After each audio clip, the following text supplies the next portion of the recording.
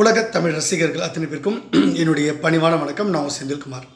இந்த பதிவில் நம்ம பார்க்க போகிறது சாணக்கியா சேனல். உங்கள் எல்லாருக்கும் தெரியும், மரியாதைக்குரிய அன்பு சகோதரர் ரங்கராஜ் பாண்டே அவருடைய சாணக்கியா தொலைக்காட்சி மிகப்பெரிய நெருக்கடியை இப்போ சந்திச்சிருக்கு.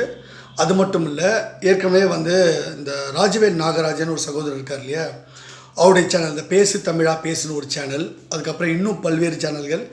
ஏற்கனவே உங்களுக்கு தெரியும், சவுக்கு சங்கருடைய சவுக்குன்ற அந்த ஊடகம் அந்த யூடியூப் சேனல் முடக்கப்பட்டது. அவர் இனிமேல் எந்த பதிவும் நான் போட மாட்டேன் அப்படின்னு சொல்லிட்டார். ஏற்கனவே ரெட்பிக்ஸ் அந்த சேனல் கூட மிகப்பெரிய நெருக்கடிக்கு ஆளாச்சு. இது எல்லாமே திமுக அவங்களுக்கு எதிராக இந்த சேனல்லாம் செயல்பட்டாங்க. அது முறைகேடுகள் நிறைய நடந்தது. அந்த சேனலுக்குள்ளே நிறைய முறைகேடுகள் நடந்தது.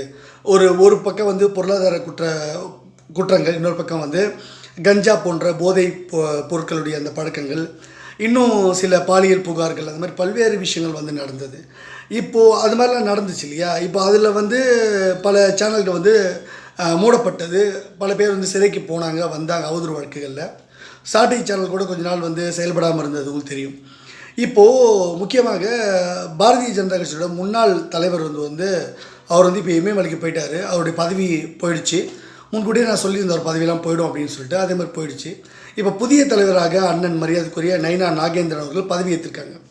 இந்த சூழ்நிலையில் பெரிய அளவில் பாரதிய ஜனதா கட்சியில் யாரெல்லாம் அந்த முன்னாள் தலைவருக்கு மிக மோசமாக முட்டு கொடுக்கும் விதமாக திமுகவுக்கு எதிராக ஒரு அநாகரிகமாக விஷயங்களை பேசி அவதூறுகளை பரப்பி பல்வேறு வேலைகளை பணத்துக்காக ஒரு பெய்டு ப்ரொமோஷனாக செஞ்சாங்களோ, அவங்க எல்லாருக்கும் எதிராக திமுக மிகப்பெரிய அளவில் சட்ட நடவடிக்கையாக அது சில விஷயங்கள் எடுக்கிறாங்க. அதன் மூலமாக பல்வேறு யூடியூப் சேனல்கள் அந்த முன்னாள் தலைவருக்காக யாரெல்லாம் ஜால்ரா போட்டாங்களோ அவங்களுடைய சேனல்கள் எல்லாத்தையும் மூடுறதுக்கு ஒரு நடவடிக்கை திமுக தரப்பு எடுத்திருக்காங்க. மரியாதைக்குரிய தமிழக முதலமைச்சர் ஸ்டாலின் அவர்கள் தலைமையில் அதுக்காக ஒரு டீம் ஃபார்ம் பண்ணி ஏற்கனவே இப்போது புதிதாக தலைமை ஏற்றிருக்கிற அண்ணன் நைனா நாகேந்திரன் அவர்கள் கூட பல சீனியர்ஸ் கோவத்தில் இருந்திருக்காங்க முன்னாள் தலைவர் மேலே.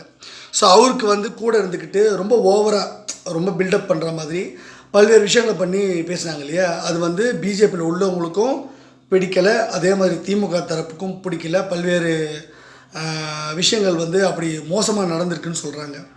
இதனால் தேடி யாரெல்லாம் அந்த மாதிரி இருந்தாங்களோ அவங்களுடைய சேனலை மூடுற வேலையை இப்போ ஈடுபட்டிருக்காங்க. அதில் தான் அந்த ராஜவேல் நாகராஜனுடைய பேசு தமிழா பேச அந்த சேனல் ஒரு தம்பி வெளியே போயிட்டாங்க. காரணம் என்னென்னா, ஃபைனான்ஷியலாக இவங்களுக்கு மிகப்பெரிய நெருக்கடிப்பே வந்துருச்சு. ஏன்னா மாதம் அந்த முன்னாள் தலைவர் பணம் கொடுத்துட்டு இருந்தார், பல லட்சம் ரூபாய் கொட்டி கொடுத்துருக்காரு அப்படின்னு சொல்லிட்டு அப்படி தான் பல்வேறு சேனல்களுக்கு இப்படி பணம் கொடுக்கப்படுது. அதில் முக்கியமாக ரங்கராஜ் பாண்டே அவருடைய சேனலும் சாணக்கியா டிவின்னு இருக்குல்ல, அதுவும் ஒன்று. இப்போ அந்த சேனலுக்கு ஃபைனான்ஷியலாக கிரைசிஸ் வந்திருக்கு.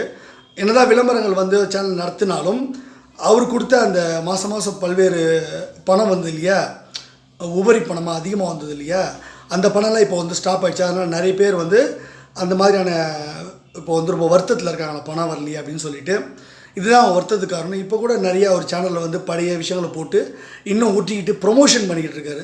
அவர் திரும்ப வந்துடுவார் அப்படி இப்படின்ற மாதிரி பொய்யான தகவல்களே சொல்கிறாருன்னா காசுக்காக அவர் பேசுகிறாரு. இவங்களாம் சித்தாந்தவாதிகளே கிடையாது. எப்போ ஒருத்தர் கை நீட்டி லஞ்சம் வாங்கிட்டு கட்சிக்காக சித்தாந்தத்துக்காக பேசாமல் ஒரு தனி மனுஷனுக்காக ஒருத்தர் கூவுறான் அப்படின்னு சொன்னாலே அவன் ஒரு மோசமான ஒரு நபர், அவன் பணத்துக்காக விலை போன நபர் அப்படின்னா இவங்கள சித்தாந்தவாதி கிடையாது. இவங்களை நைனா நாகேந்திரன் அவர்கள், மரியாதைக்குரிய தமிழக பாஜக தலைவராக வந்திருக்க அண்ணன் நைனா நாகேந்திரன் அவர்கள் மன்னிக்க மாட்டார், அவங்களை காப்பாற்ற மாட்டார். ஆனால் இந்த சேனல்ஸ்லாம் மூடிடுவாங்க. ஏற்கனவே ரங்கராஜ் பாண்டே அவர்கள் சேனல் சாணக்கியா சேனல் ஏற்கனவே கம்ப்யூட்டர் ஸ்ட்ரைக்கில் மாட்டிச்சு ஒரு தடவை. அப்போவே எல்முருகன் அவர்கள் தான் போய் காப்பாற்றினார். இந்த முறை காப்பாற்ற மாட்டாங்க அப்படின்றாங்க. ஏன்னா இவங்க மோடிக்கு எதிராகவே நிறைய விஷயங்களை தவறாக போர்ட்ரேட் பண்ணி பேசிட்டாங்க அப்படின்னு தான் முக்கியமான விஷயம். அதனால் அவங்க சேனல்ஸ்லாம் விரைவில் மூடப்படும், அவங்க மேலே நடவடிக்கை எடுக்கப்படும். இல்லை சிறைக்கு போகிறவங்க எத்தனை பேர், இல்லை திமுகவில் போய் சேர்ந்துறது எத்தனை பேர், ரங்கராஜ் பாண்டே சன் டிவியில் கூட போய் சேர்றதுக்கு வாய்ப்பு இருக்குது. ஏற்கனவே ஒரு நியூஸ் ரீடராக ரிப்போர்ட்டராக தானே இருந்தார், ஒரு நெறியாளராக, அதனால் போய் சேர கூட வாய்ப்பு இருக்குதுன்னு சொல்கிறாங்க. பொறுத்திருந்து பார்ப்போம் என்ன நடக்க போகுது அப்படின்ட்டு. இந்த பதிவு உங்களுக்கு பிடிச்சிருந்தா சேனல் லைக் பண்ணுங்கள், ஷேர் பண்ணுங்கள், சப்ஸ்கிரைப் பண்ணுங்கள். Thank you and Jai Hind.